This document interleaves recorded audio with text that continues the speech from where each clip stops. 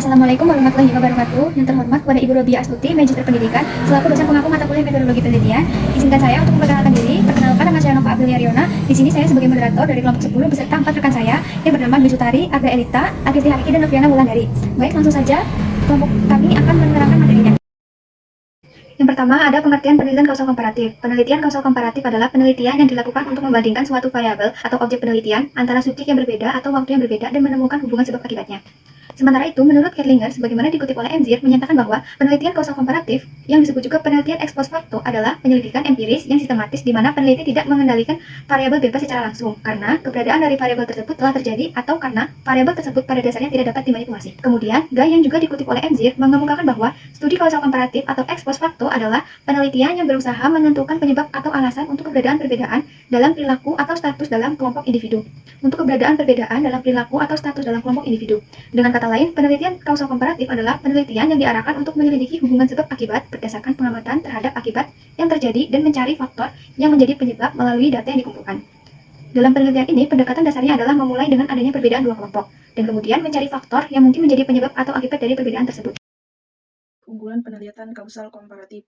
Yang pertama, metode kausal komparatif adalah suatu penelitian yang baik untuk berbagai keadaan kalau metode yang lebih kuat yaitu metode eksperimental. Tak dapat digunakan ketika apabila tidak memungkinkan untuk memilih, mengontrol, dan memanipulasikan faktor-faktor yang perlu untuk menyelidiki hubungan sebab akibat secara langsung. Yang B, apabila pengontrolan terhadap semua variabel kecuali variabel bebas sangat tidak realistis dan dibuat-buat yang mencegah interaksi normal dengan lain-lain variabel yang berpengaruh.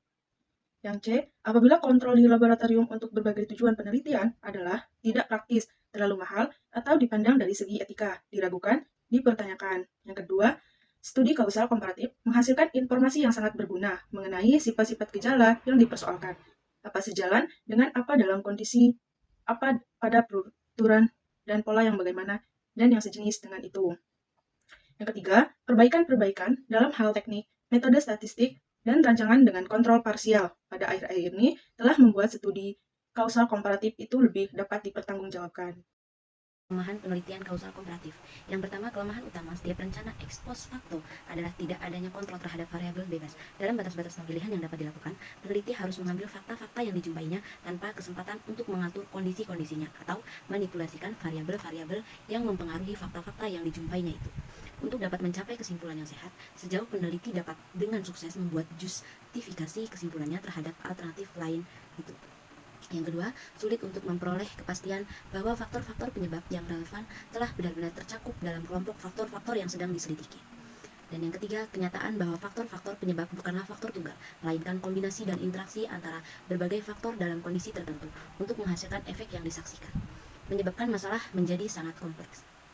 Yang keempat yaitu suatu gejala mungkin tidak hanya merupakan akibat dari sebab-sebab ganda, disebabkan juga oleh sesuatu sebab pada kejadian tertentu dan oleh lain sebab pada kejadian lain.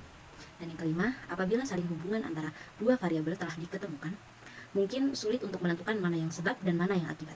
Dan yang keenam, kenyataan bahwa dua atau lebih faktor saling berhubungan tidaklah selalu memberikan implikasi adanya hubungan sebab akibat. Kenyataan itu mungkin hanyalah karena faktor-faktor tersebut berkaitan dengan faktor lain yang tidak diketahui atau tidak terobservasi.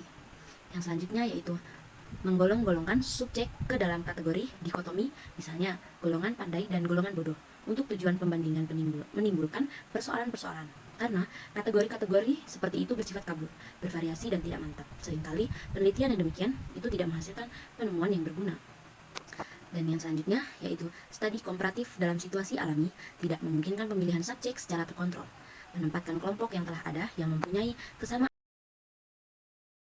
Baik, di sini saya akan menjelaskan tentang ciri-ciri pokok kausal kooperatif, yaitu penelitian kausal kooperatif bersifat ex post facto atau artinya data dikumpulkan setelah semua kejadian yang dipersonalkan berlangsung telah lalu. Penelitian mengambil suatu atau lebih akibat sebagai dependent variables, yaitu yang menguji data itu dengan menelusuri kembali ke masa lampau untuk mencari sebab-sebab saling hubungan dan makanannya dan cenderung mengandalkan data kuantitatif.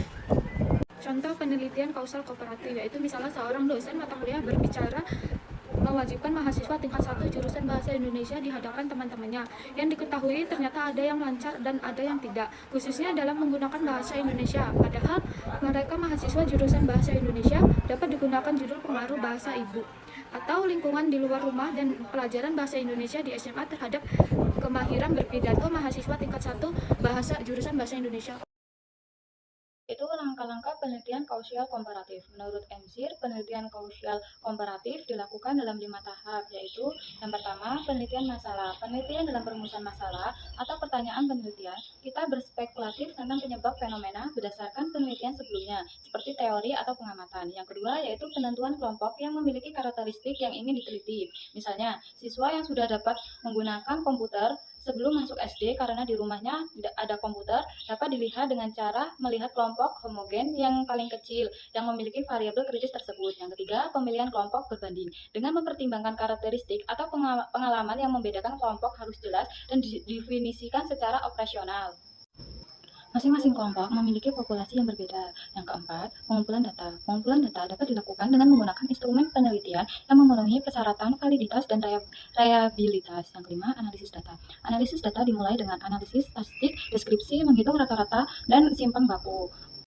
Teknik analisis data uji normalitas. Uji normalitas data dilakukan untuk mengunjungi kenormalan distribusi data, di mana ada data yang normal atau terdistribusi secara normal akan terpusat pada nilai rata-rata median.